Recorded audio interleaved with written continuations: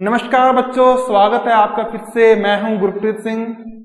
इससे पहले हमने जाना कि किस तरह से विदेशी आक्रमणकारी और खास तौर पर मध्य एशिया के इस्लामी आक्रमणकारी भारत पर कब्जा करने के लिए ललायित थे। इसमें से सबसे खास या सबसे अधिक समय तक कब्जा करने वाले थे मुगल। कौन थे मुगल? वही मुगल थे जो अपने से पहले आने वाले अन्य इस्लामकारियों, जिनकी महत्वाकांक्षाएं भारत पर कब्जा करने की तरह थी, उन्हीं की नक्शे कदम पर चलने वाले मुगल। शुरू से शुरू करेंगे तो फरगना में 1483 में जन्म लेने वाले तैमूर के 5वें वंशज कहें और अपनी माता कुल तुग निगार खानन की तरफ से चंगेज खान के हान वंश के 14वें वंशज। तो बात करेंगे अपने बाबर की। कब जन्म हुआ? इनका जन्म हुआ था 1483। बाबर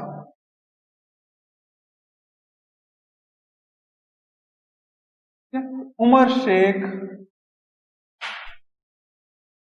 मिर्जा इनके पिता का नाम था और इनकी माता का नाम था कुतलुग निगार।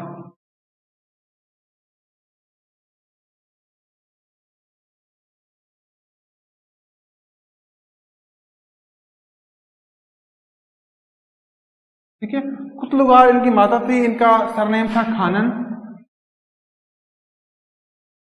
ठीक है बच्चों, और चंगेज खान के 14वें वंशज थे। साल था 1494 का और इस साल में उमर शेख का हो गया निधन। इसके बाद केवल 11 साल की आयु में बाबर बने फरगना के शासक, वहां के सुल्तान। लेकिन बाबर थे महत्वाकांक्षी। फरगना एक ऐसा हिस्सा जहां पर ना तो खेती है, ना कृषि संसाधन, किसी प्रकार की कोई सुख सुविधा नहीं। इसी के लिए रुख किया उन्होंने भारत का। भारत उस समय संसाधन संपन्न राज्य, दूर दूर पर अपनी ख्याति को बिखेरे हुए। तो 1194 में शासन करने के बाद, 1494 11 साल की आयु में शासक बनने के बाद उसने सपना देखा भारत का। अब कहानी को करेंगे फास्ट फॉरवर्ड और लेके आएंगे भारत में। भारत उस समय में मेवाड़ बन चुका था सत्ता का महत्वपूर्ण केंद्र, और इस महत्वपूर्ण केंद्र में महाराणा कुंभा जैसे बेहतरीन शासक हुए। और इस समय में जो मेवाड़ का शासक था वो था संग्राम सिंह।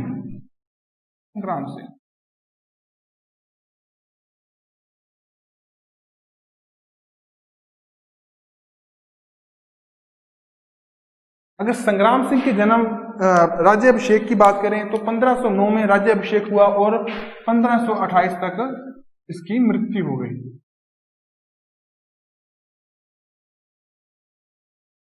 देखिए बच्चों, मेवाड़ की बात ही हमने क्यों की? इतने और राज्य हैं, जबकि हमेशा से केंद्र रहा है राज्य का दिल्ली। यहाँ भारतीय राजनीति का केंद्र रहा है दिल्ली। बावजूद हमने उस समय मेवाड़ के आधिपत्य को क्यों स्वीकारा? क्योंकि उस समय मेवाड़ के योद्धाओं, इनकी अपनी प्रसार नीति और बहुत से कारणों की वजह से जो केंद्र था उस समय भारतीय राजनीति का, भारतीय डिप्लोमेसी का, वो मेवाड़ बन चुका था और इसको झुटलाया नहीं जा सकता। इसलिए हम बात करेंगे महाराणा संग्राम सिंह की। महाराणा संग्राम सिंह रायमल महाराजा थे, जो वो मेवाड़ के थे और उनके 3 पुत्रों में सबसे छोटे थे। 3 पुत्रों में सबसे बड़े थे कुंवर पृथ्वी सिंह,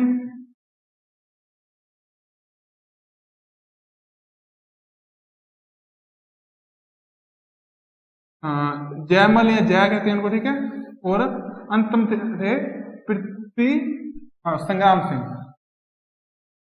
सिंह या सांगा।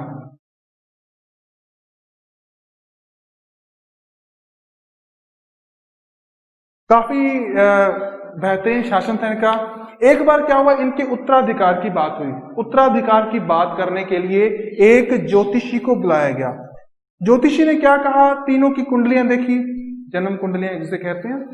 उसके बाद ज्योतिषी ने कहा कि तीनों के ग्रह अच्छे हैं, लेकिन जो मेवाड़ का राजा बनेगा वो है संग्राम सिंह। ये बात सुनते ही भाई दोनों की आग लग गई। क्या कहने लगे कि भाई ये तो बात है गलत। उसी समय पृथ्वीराज ने एक कटार निकाली और जो संग्राम सिंह था उसकी तरफ तोड़ पड़ा और उस पर वार किया। वार करने से तलवार संग्राम सिंह की आंख पर जाके लगी और उसी समय उसकी आंख फूट गई। अब बीच बचाव किया इनके चाचा सारंगदेव, रायमल के चाचा सारंगदेव ने।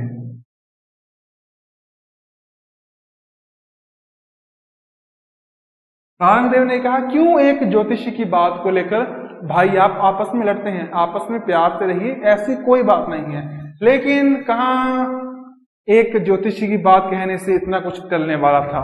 मन ही मन ये दोनों भाई संग्राम सिंह से खार खाने लगे और संग्राम सिंह इनसे बचता हुआ अजमेर में एक श्रीनगर जगह है, श्रीनगर है जो, वहां पर पहुंच गए। किसके पास? करमचंद के पास, और उनका आश्रय लिया। करमचंद के पास ही वो ज्यादा समय रहे और अपनी परवरिश करवाने लगे। उसके बाद रायमल ने बुलाया एक दिन और संग्राम सिंह को अपने राज्य का उत्तराधिकारी घोषित कर दिया, क्योंकि कहीं ना कहीं वो भी जानते थे कि संग्राम सिंह ही वास्तव में यहाँ का शासक बनने हेतु सुयोग्य है। ओके बच्चों, अब हम बात करेंगे संग्राम सिंह की गुजरात के साथ संघर्ष की। राजा बन गए, सबसे पहले तो इनको आंतरिक विरोध भी झेलना पड़ा, क्योंकि इनके जो भाई थे वो टिक कर बैठने वाले बिल्कुल नहीं थे। ठीक है ना बच्चों, तो हम बात करेंगे इससे पहले गुजरात संघर्ष की।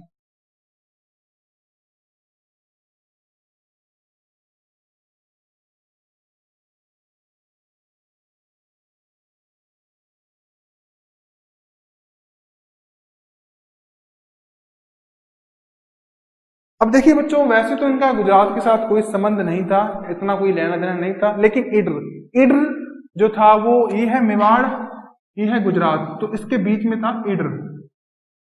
ठीक है, इड्र में एक राजा था, राजा भान, राव भान के थे भाई बच्चों दो बच्चे। ठीक है ना, जो पहला था वो था सूर्यमल और दूसरा था भीम।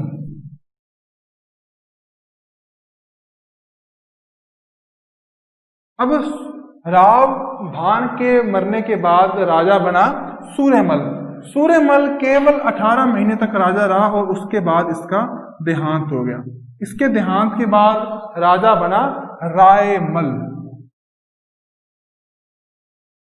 लेकिन जो था भीम, ये खुद राजा बनना चाहता था, इसलिए ये भागा गया कहां पर?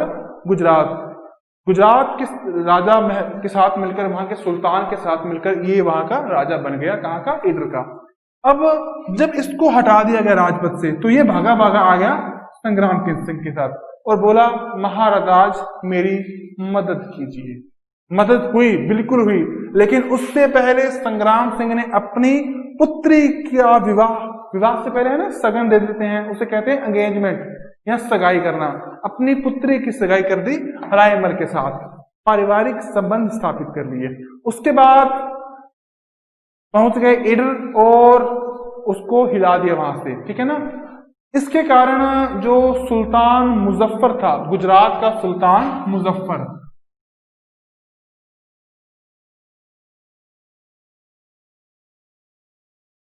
ये बड़ा क्रोधित हुआ। क्रोधित क्यों हुआ? क्योंकि गुजरात के सुल्तान मुजफ्फर ने इड्र का राजा बनने में भीम सिंह की सहायता की थी। तो बिल्कुल भीम सिंह उसके पास फिर से गया, बिल्का कि महाराज मेरी, सुल्तान साहब मेरी मदद कीजिए।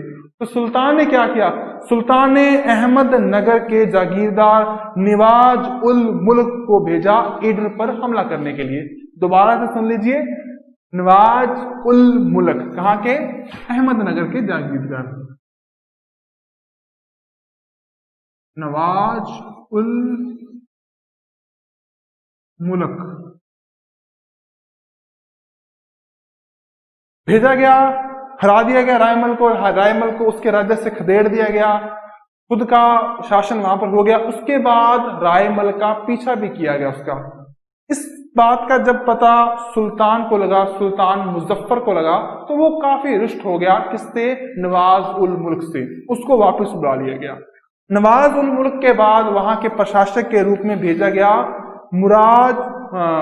मुराविज उल मुल्क।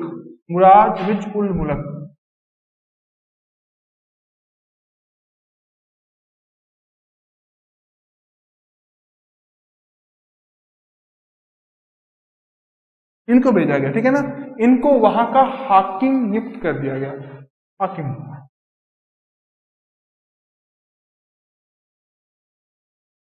अब जो हाकिम नियुक्त करने से तात्पर्य है, हाकिम बना है हुक्मरान से। हुक्मरान जो हुक्म देने वाला है, ठीक है ना। हाकिम भी अपने पश्चिम का शब्द ही है, बिल्कुल पश्चिम नहीं, जो मध्य पूर्व के देश है वहां से आया है। अरब, फ्रांस, ये देशों के शब्द हैं ये। अरब, पर्सिया यहाँ के, ठीक है ना।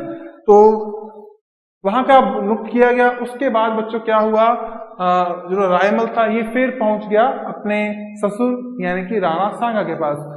उस समय सांगा को थोड़ा सा गुस्सा आ गया।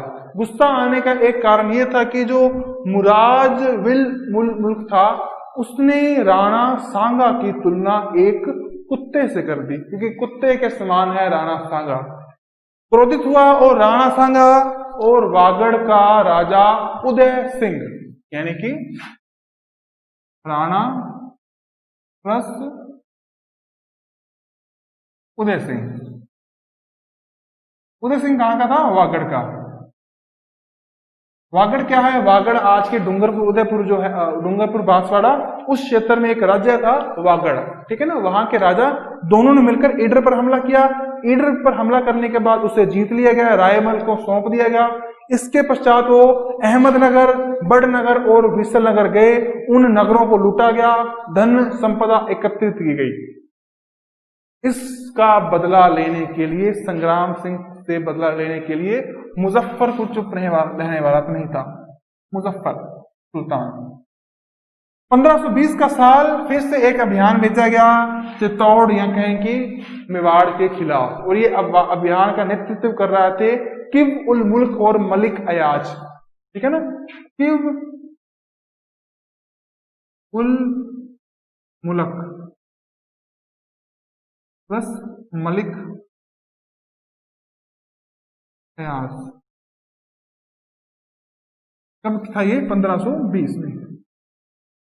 और ये दोनों गए थे अलग अलग रास्तों से, ठीक है ना। और उसी के साथ था एक मालवा, मालवा जो कि राजस्थान के दक्षिण पूर्वी क्षेत्र में स्थित है, मध्य प्रदेश का पश्चिम भाग आज का मालवा, ठीक है ना। वहां का एक राजा था महमूद खिलजी द्वितीय, वो भी इनके साथ आ मिला।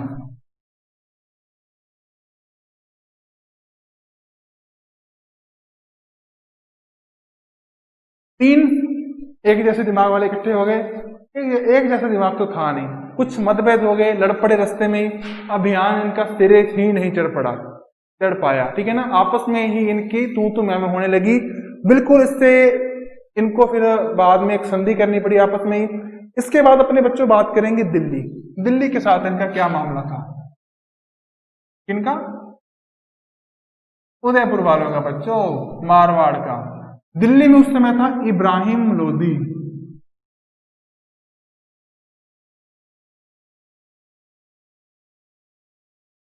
देखिए बच्चों, ये भी मुस्लिम थे, ठीक है ना।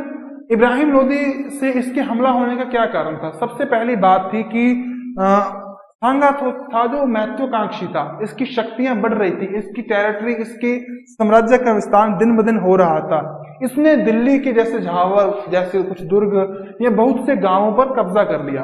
और दिल्ली के पास इतनी बड़ी पावर हो, इतनी बड़ी स्ट्रक्चर हो, कैसे बर्दाश्त करेगा लोदी। बिल्कुल बर्दाश्त नहीं हुआ। लोदी ने सन 1517 के साल में हमला कर दिया कोटा के एक जगह जिसका नाम था खतौली, ठीक है। तो 1517 में पहला युद्ध हुआ किस किस का, सांगा और लोदी का। ओके बच्चों, इस युद्ध में बच्चों, कोटा के इस युद्ध में राणा सांगा था, उसको क्षति उठानी पड़ी। क्या क्षति उठानी पड़ी कि उसकी बाईं बाजू या बायां हाथ कट गया और उसके घुटने में तीर जा लगा, जिससे कि वो लंगड़ा हो गया, भविष्य में कभी चल नहीं पाया। लेकिन इस युद्ध का परिणाम देखें तो सांगा की विजय हुई और उल्टा इब्राहिम लोदी को मुंह की खानी पड़ी। 1518 का साल, अगले ही साल कर दिया फिर से सांगा पर हमला लोदी ने, और यह युद्ध हुआ था बाड़ी है जो वो है धौलपुर में।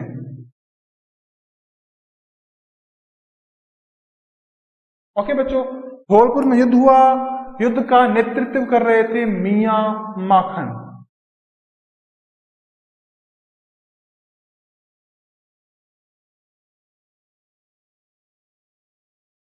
ओके बच्चों, हार गए। कौन हार गए? इब्राहिम लोदी और उसकी सेना के लोग हार गए, ठीक है ना। अब बच्चों अपने इसके बाद बात करेंगे, दिल्ली को सुलटा दिया। दिल्ली को सुलटाने के बाद अब भारतीय राजनीति का केंद्र दिल्ली से हटकर मेवाड़ पर आ गया, क्योंकि ऐसा शासक जिसने दिल्ली को पटखनी दी थी, तो स्वाभाविक सी बात है कि अब दिल्ली के राजा में वो बात नहीं रही जो मेवाड़ में थी, यानी कि अब भारतीय राजनीति की धुरी सांगा की ओर घूम चुकी थी।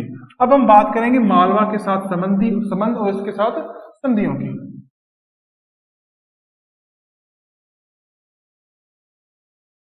बच्चों आपको पता है कि कुंभा जो संग्राम के पूर्वज थे, इनके दादा परदादा थे, उनका मालवा के साथ हमेशा टकराव रहा। बहुत बार मालवा के राजा को हराया और महमूद खिलजी प्रथम को पकड़कर भी लाए थे, उसको बंदी भी बना लिया था 6 माह के लिए। बाद में अपने उदार चरित्र के वजह से उनको छोड़ दिया, लेकिन इसके साथ उसके वंशजों को फिर से टिकाव नहीं था, फिर से वो हमला करने लगे मालवा वाले मेवाड़ पर। कैसा हमला हुआ? देखिए, शुरुआत इसकी सीधे हमले से नहीं हुई, पहले शांत था सब कुछ। एक मेदिनी राय नाम का हिंदू व्यक्ति था, उसने महमूद खिलजी द्वितीय को उसका राज्य दिलाने में बहुत सहायता की। कौन था? मेदिनी राय। कुछ इसको मोदिनी राय कह देते हैं, अपन मेदिनी राय कहेंगे, ठीक है बच्चों। राज्य दिलाने में सहायता की, किसकी सहायता की? महमूद खिलजी द्वितीय की।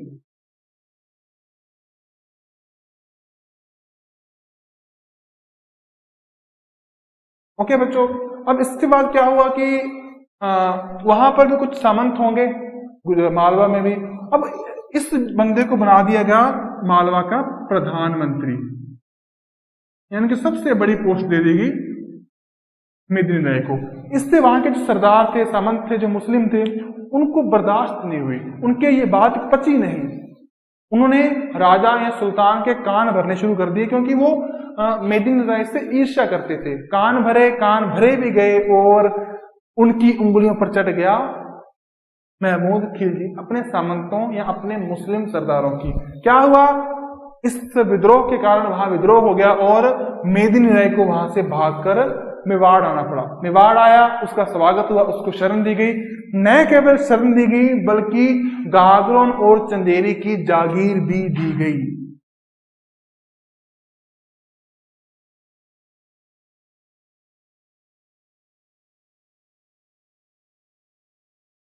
अब बच्चों चंदेरी की जो जागरण जो दे दी गई है, लेकिन अब हमला होगा। हमला किसका होगा? गुजरात का। किस पर? मालवा का। किस पर होगा? चंदेरी पर। अब चंदेरी किसका हिस्सा है? मेवाड़ का। चंदेरी पर हमला हुआ तो मेवाड़ पर ही हमला हुआ। 1519 आसफ खान के नेतृत्व में सेना भेजी गई, किसके ऊपर चढ़ाने के लिए? मेवाड़ के चंदेरी पर, आसफ खान के नेतृत्व में।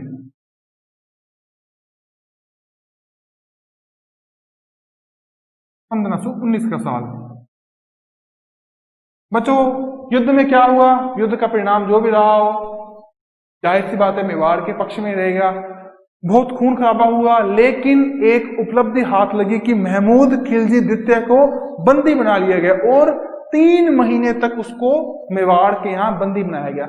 लेकिन बच्चों एक बात करें कि राणा सांगा, ऐसा नहीं था कि उन्होंने बंदी बना लिया तो उसको बुरे हालात में रखेंगे। अच्छे ठाट बाट दिए गए जेल में भी।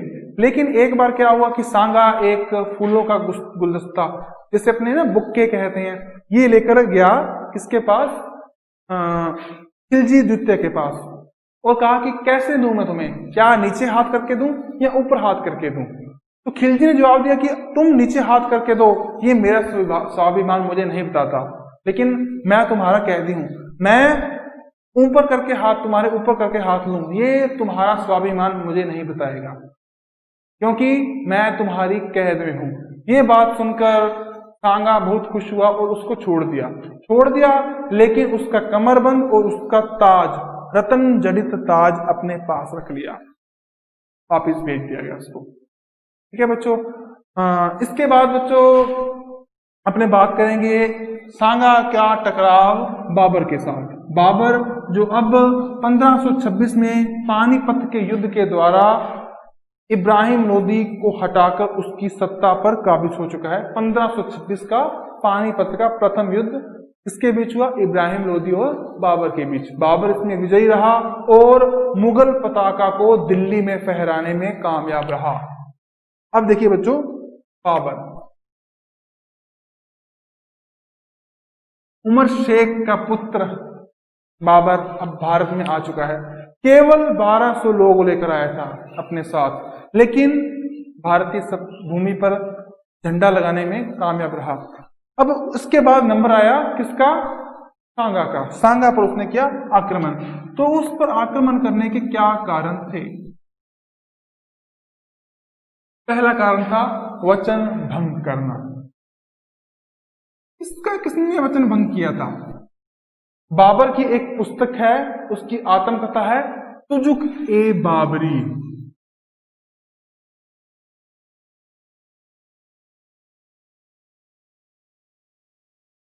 तुजुक ए बाबरी ने बाबर ने अपने बारे में अपनी आत्मकथा लिखी है। ठीक है, उसने लिखा है कि राणा सांगा ने उसको इनवाइट किया, उसको आमंत्रित किया। किसके लिए? इब्राहिम लोदी पर हमला करने के लिए। उसने कहा कि मैं लोदी पर हमला करना चाहता हूं, तुम आ जाओ, मिलकर हमला करेंगे और इसको जीतेंगे।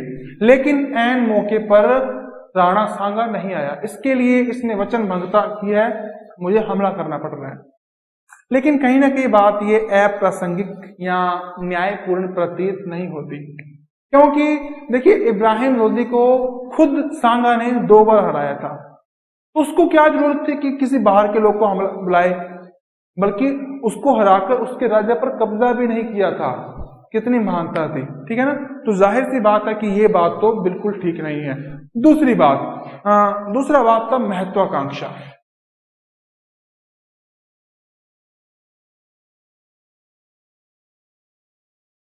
जाहिर सी बात है जो बाबर था वो महत्वाकांक्षी था, क्योंकि देखिए जो बंदा फरगना छोड़कर भारत आया है, भारत की संपदाओं से आकर्षित होकर आया है, तो जाहिर सी बात है कि उसको महत्वाकांक्षा तो होगी, इसलिए भारत में आया है। ये थोड़ी ना है कि सिर्फ वो उसके राणा के बुलाने से यहाँ पर आया है। बिल्कुल महत्वाकांक्षा थी, इसीलिए अपने साम्राज्य का विस्तार करना चाहता था। साम्राज्य का विस्तार करेगा, इतनी बड़ी शक्ति मेवाड़ नाम की, इतना बड़ा राज्य पड़ोस में है, तो करेगा। ठीक है ना। दूसरी बात, उसको डर भी लग रहा था किससे? मेवाड़ से, क्योंकि अपने पड़ोस में इतना बड़ा राज्य हो, अगर वो राज्य प्रसार करेगा बाबर, तो मेवाड़ उसमें हस्तक्षेप करेगा, रोका राखी करेगा। तीसरी बात, राजपूत, अफगान मैत्री। राजपूत और अफगान। अफगान कौन से? इब्राहिम लोदी के भाई और उसका सेनापति। देखिए बच्चों, इब्राहिम लोदी का भाई और सेनापति भागकर आ गए थे सांगा के पास। बाबर ने कहा लौटा दो, लेकिन वही माना, सांगा नहीं माना। दूसरी बात, देखिए एक बंदे के साथ सांगा ने युद्ध किया है इब्राहिम लोदी के साथ, उसी के भाइयों को उसने एक्सेप्ट कर लिया। यानी कितना प्यार है, कितना सहिष्णु है सांगा, है ना, कितना आदर करने वाला है दूसरों का। तो बिल्कुल इसके कारण भी उनमें टकराव होना तय था। इसके भाई का नाम था महमूद लोदी।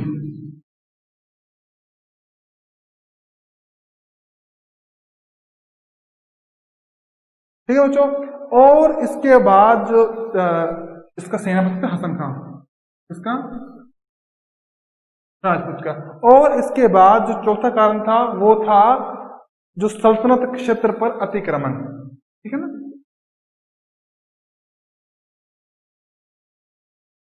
देखिए सांगा ने खंडार दुर्ग था, जो एक रणथंभौर के पास दुर्ग था खंडार दुर्ग, उस पर कब्जा कर लिया था। ठीक है ना। और उसके आसपास के ना करीब 200-300 गांवों पर भी कब्जा कर लिया, जो मुस्लिम गांव थे, जो मुस्लिम छोड़कर चले गए थे। इसके लिए भी वो कह रहा था कि हाँ भाई मेरी टेरिटरी पर कब्जा कर रखा है, मेरे क्षेत्र पर, मुझे वापस चाहिए। तो स्वाभाविक सी बात है उनका लड़ना तय था।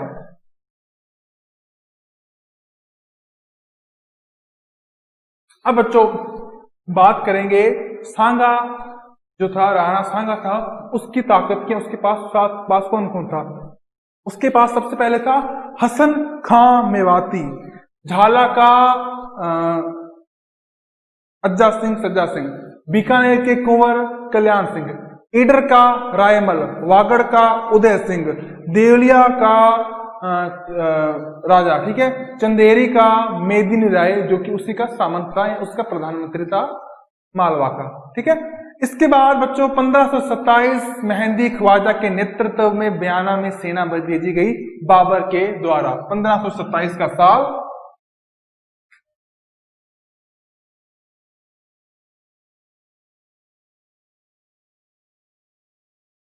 मेहंदी ख्वाजा,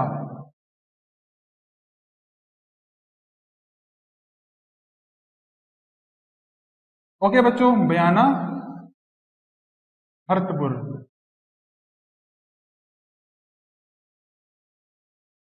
सांगा की बाबर की सेना का आमने सामने से टकराव, युद्ध हुआ और सांगा विजयी रहा।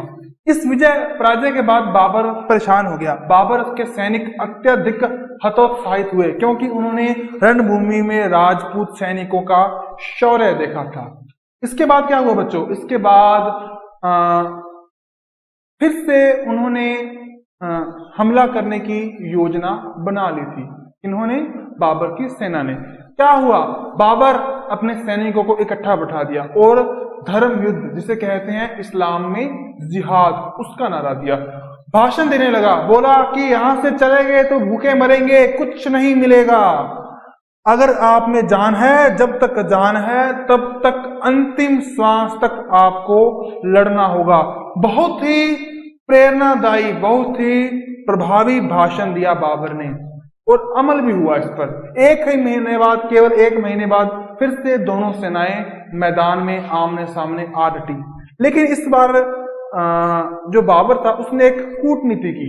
उसने कूटनीति क्या चली? उसने क्या चला कि एक सलहदी कंवर नाम के व्यक्ति को वार्ता के लिए भेजा। सलहदी कंवर,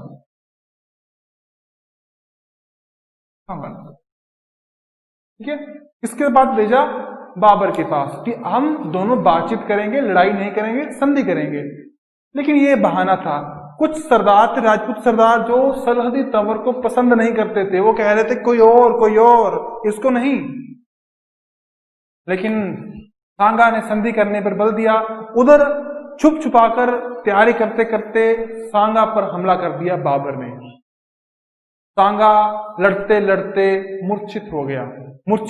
दोनों की लड़ाई चल रही है। उसी समय वो मैदान से बाहर चला गया। उसको मूर्छित अवस्था में कुछ उसके विश्वास पात्र लोगों ने बाहर निकाल लिया। अपने राजा को जाते देख थोड़ा सा उनमें समन्वय खत्म हुआ, सेना की कमांड खत्म हो गई। उस समय जो राजपूत के सरदार थे उन्होंने रावल रतन सिंह से कहा कि रतन सिंह जी, आप शाही झंडे को संभालिए और युद्ध का नेतृत्व कीजिए। लेकिन झाला, अब रतन सिंह ने कह दिया कि भाई हमारे पूर्वजों ने उदयपुर के सत्ता का त्याग कर रखा है। हाँ, उसके झंडे के नीचे जब तक अंतिम क्षण तक मुझे युद्ध करने के लिए कहा जाएगा, मैं युद्ध करूंगा। फिर उसके बाद झाला अज्जा ने नेतृत्व किया युद्ध का। हार गए, राजपूत हार गए। उसके बाद अकबर ने स्वयं गाजी की पदवी धारण की।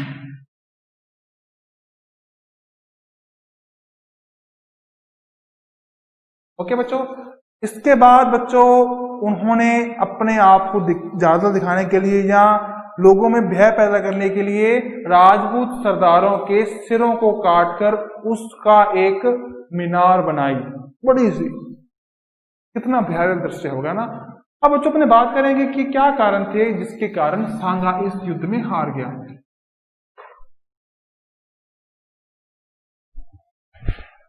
देखिए बच्चों, युद्ध के कारण थे, सबसे पहले टाइम देना उसको कारण में। देखिए 1 महीना था दोनों युद्धों में, पहले और दूसरे युद्ध में फरवरी मार्च में हुआ था ना, तो इतना टाइम दे दिया सांगा ने बाबर को, ठीक है ना।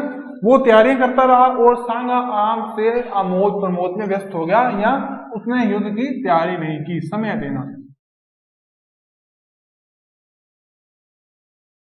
दूसरा पॉइंट बच्चों, हथियार।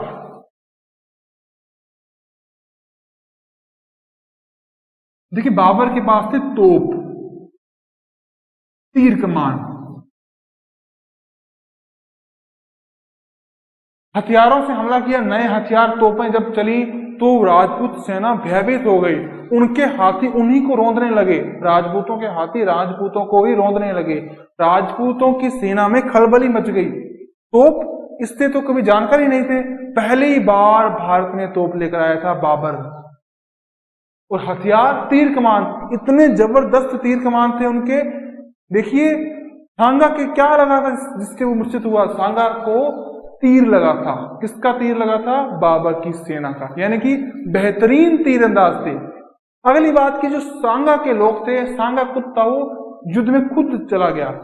जब वो घायल हो गया तो उसके सैनिकों का मनोबल टूट गया, जब वो युद्ध में नहीं रहा। बल्कि बाबर की दूरदर्शिता या उसकी एक इतनी अच्छी स्ट्रेटेजी थी कि वो युद्ध के बाहर पहाड़ पर खड़ा होकर युद्ध का नेतृत्व कर रहा था। तीसरी बात, राजपूत एक पारंपरिक तरीके से युद्ध लड़ रहे थे, जबकि बाबर ने इस्तेमाल की तुलुगुमा पद्धति। अगली बात, मुगलों के वाहन और राजपूतों के वाहन। राजपूत हाथी पर बैठकर युद्ध कर रहे थे। अब हाथी पर किसी को भी आसानी से निशाना बनाया जा सकता है। राजपूत सेना में इतने सरदार थे, इतने राजा थे, उनमें आपस में तालमेल ही नहीं था। हर कोई प्रधान बना फिर रहा था। इन कारणों से राजपूत सेना की पराजय हुई और इसके बाद मुगलों का दबदबा भारत पर शुरू हो गया। अब समय बात करेंगे कि राणा सांगा का अंतिम समय किस तरह से गुजरा। इस युद्ध में घायल होने के बाद घायल अवस्था में सांगा को बाहर लेकर आया गया और दौसा के बसवा में लाया गया।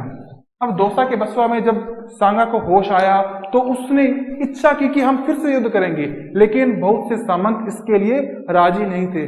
बसवा से चंदेरी गया और चंदेरी में इरीच नामक जगह पर एक सरदार ने उनको जहर दे दिया। तारीख थी 1500 साल था 1528 का, तारीख थी पहले महीने की 30, यानी कि 30 जनवरी 1528 को सांगा की मृत्यु हो गई। पास ही में उनका संस्कार किया गया, अंतिम संस्कार, और मांडलगढ़ में उनकी आज छतरी स्थित है। अगर सांगा का मूल्यांकन किया जाए तो वो बेहतरीन वीर थे, अच्छे थे। उन्होंने बहुत से मुसलमानों को कैद करके बाद में अपनी मानवीयता का परिचय देते हुए छोड़ दिया, जिसमें मालवा के सुल्तान खिलजी द्वितीय भी खास थे। ठीक है ना। उनका शरीर था वो जगह जगह से भगना विशेषित हो गया था, यानी कि उनका एक हाथ कटा हुआ था, एक टांग पर तीर लगने का लगड़े हो गए थे, एक आंख तो बचपन में ही चली गई थी। शरीर पर उनके 80 घाव थे, बावजूद बहादुरी से लड़ रहे थे। एक बार की बात है बच्चों, उन्होंने अपने लोगों से कहा कि देखिए मेरे एक हाथ नहीं है, एक पैर नहीं है, आंख नहीं है, इस तरह से एक भग्नावशेषित राजा को आप क्यों राजा मानते हैं, किसी और को बनाइए। लेकिन लोगों का उनके प्रति स्नेह, आदर और प्यार कि उनको राज सिंहासन से उठने नहीं दिया। अगर बात करें उनकी सेना तो करीब 1 लाख के करीब उनके पास सैनिक थे, 104 सरदार थे जो उनके नीचे काम करते थे, 9 राव और 7 राजा। लिखने वाली बात है ये, 7 राजा, 9 राव और 104 सरदार, काफी बड़ी थी। ठीक है। एक थे हरिदास। हरिदास ने एक बार महमूद खिलजी द्वितीय मालवा के सुल्तान को पकड़कर उनके सामने पेश कर दिया। इतने खुश हुए सांगा कि उनको चित्तौड़गढ़ दे दिया। लेकिन हरिदास का बड़प्पन या राजा के लिए उनका आदर, उन्होंने केवल 12 गांव ही स्वीकार किए। अगर उनकी मासिक माफ कीजिए सालाना इनकम या सालाना आय की बात करें तो लगभग 10 करोड़ रुपए थी, यानी कि बेहतरीन राजा। और इनके मृत्यु के बाद मुसलमानों या मुगलों का प्रभाव भारत पर आ गया। इसके बाद हजारों माफ कीजिए सैकड़ों वर्षों तक भारत गुलामी की दास्ता में जकड़ा रहा। इसके बाद बच्चों बात करेंगे हम मारवाड़ की। आज का उदयपुर माफ कीजिए, आज का जोधपुर और उसके आसपास का क्षेत्रफल। और उसके राजा थे, उसके राज थे राव चंद्रसेन।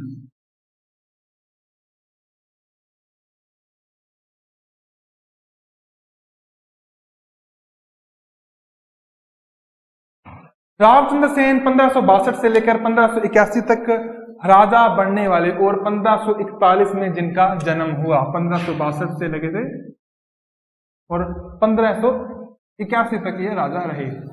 जन्म हुआ इनका 1541 में।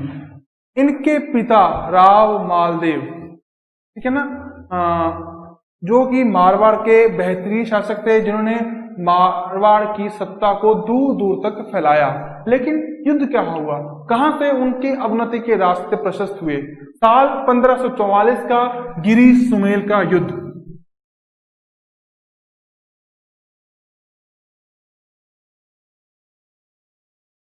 गिरी सुमेल आज के पाली जिले में स्थित है। कहां किसके बीच हुआ? मालदेव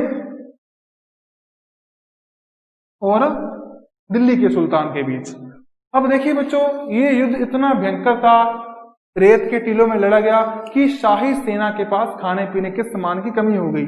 ये युद्ध उन्होंने बहुत ही मुश्किल से जीता। इस युद्ध में दो अत्यधिक बहादुर राजपूत सेनापतियों जैता और कुंपा की मृत्यु हो गई और सुल्तान शेर शाह सूरी जो इस युद्ध में बड़ी मुश्किल से जीता था, एक समय था जब वो लगभग हार गया था। जब वो हारने वाला था तो उसी युद्ध मैदान में उन्हीं रेत के टीलों में घुटनों पर बैठकर अल्लाह के सामने इबादत करने लगा कि भगवान आज बचा ले।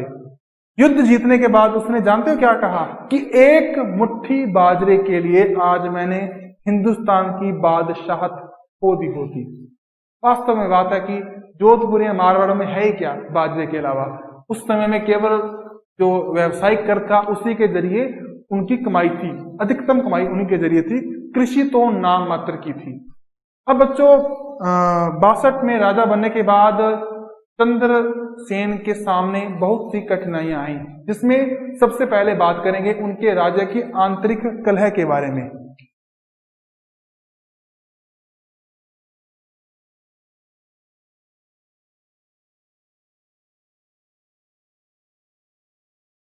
देखिए बच्चों, उनके कुछ बड़े भाई भी थे, जो चंद्रसेन थे वो सबसे छोटे थे, जैसा कि राणा सांगा थे उसी तरह से, लेकिन योग्य थे इसलिए राजा बन गए।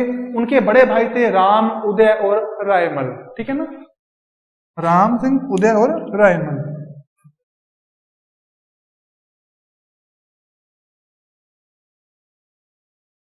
ये तीनों भी अपनी अपनी जागीरों के स्वामित्व थे, वहां के जागीरदार थे। ये थे गंगनी और इनाड़ा के, ठीक है ना। इन्होंने क्या किया कि विद्रोह कर दिया इनके राजा बनने के बाद, तीनों ने। अब ये जो राम और रायमल थे ये तो कुछ समय बाद शांति से बैठ गए, लेकिन उदय थोड़ा सा कौतुकी लगा रहा।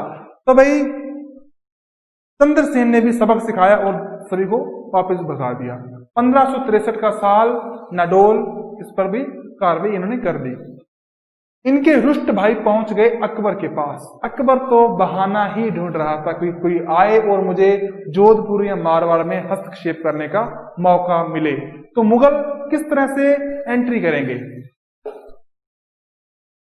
देखिए बच्चों, एक तो अकबर को इस बात का भी गुस्सा था कि जब हुमायूं यानी अकबर के पिता के साथ इतनी बुरी दुर्दशा की शेर शाह सूरी ने, तब मारवाड़ ने इनकी तनिक भी मदद नहीं की। इस बात का गुस्सा उसको या मलाल उसको हमेशा था मुगल।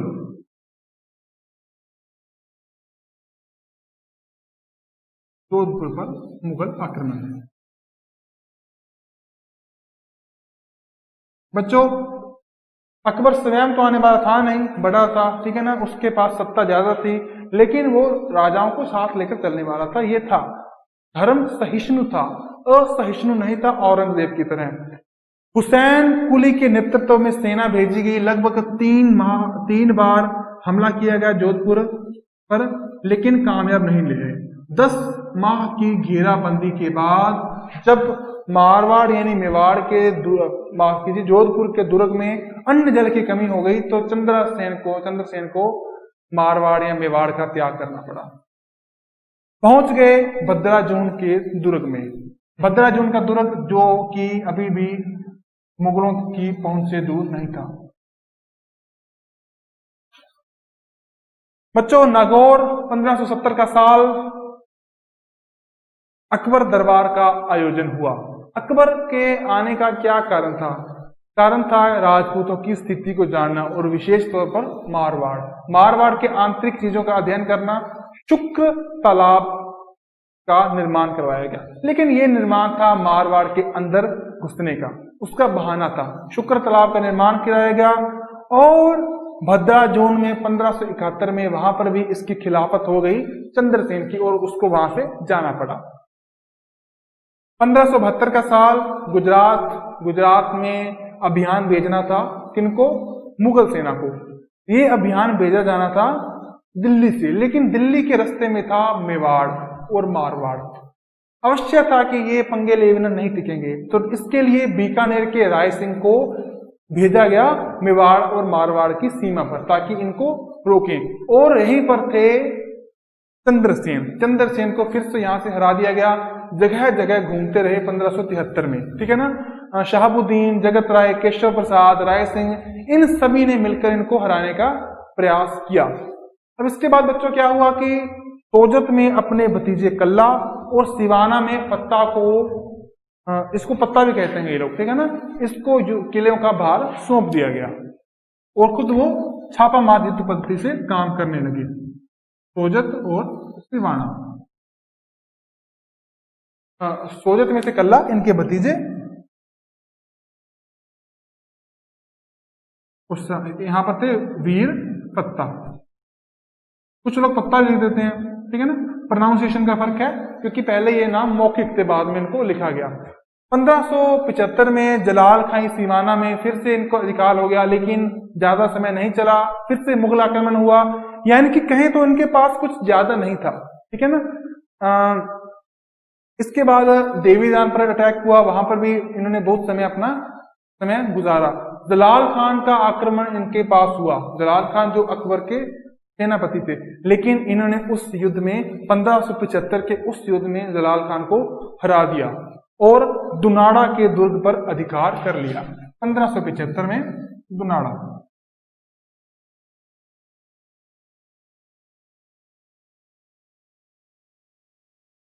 ठीक है बच्चों, इससे अकबर अपमानित हो गया, उसको लगा कि मेरी बेइज्जती होगी, तो फिर से आक्रमण किया गया और हरा दिया गया। किसको? चंद्रसेन को। लेकिन चंद्रसेन था कि अकबर का आधिपत्य स्वीकार ही नहीं करने वाला था। तो क्या हुआ बच्चों कि संकट काल राजधानी मारवाड़ की, वहां से हमला किया गया पोखरण जो उस समय जैसलमेर रियासत का हिस्सा था। रावल हरास जो थे वहां के थे, वो आए, उन्होंने कहा कि भैया अभी आपको पैसे की जरूरत है, मुझसे 1 लाख फदिये ले लीजिए, अपना टाइम पास कीजिए, जब आपके पास आ जाए मुझे लौटा दीजिए और पोखरण का दुर्ग आपका। तो ठीक है, चंद्रसेन को जरूरत थी धनराशि की, तो 1 लाख फदिये के जरिए ले लिया गया। 1580 में इनका देहांत हो गया। देहांत हुआ नहीं, किया गया। किसके द्वारा? इनके एक सामंत थे वैरसर के द्वारा इनको भोजन में जहर डालकर दे दिया गया।